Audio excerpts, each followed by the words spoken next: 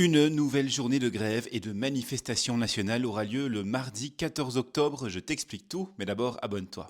Les mesures et les réformes annoncées par le gouvernement Arizona ne plaisent pas du tout aux syndicats et ils annoncent donc une action en front commun syndical. Ce mardi 14 octobre, ils donnent rendez-vous à 10 heures du matin à la gare du Nord de Bruxelles à tous les mécontents du gouvernement Arizona. Les syndicats espèrent ainsi une mobilisation massive pour protester contre ce qu'ils appellent la casse sociale du gouvernement Arizona. Du côté de la FGTB, on a d'ailleurs plusieurs revendications assez précises.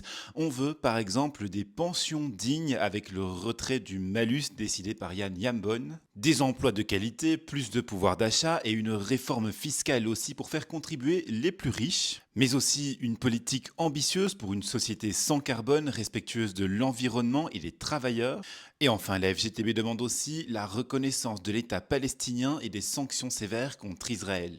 Même ton affiché du côté de la CSC, on dénonce toutes les mesures prises par le gouvernement et le fait que les seules classes sociales préservées, ce sont celles des personnes les plus riches et des patrons. Les manifestations précédentes avaient déjà pu réunir plus de 100 000 personnes dans les rues.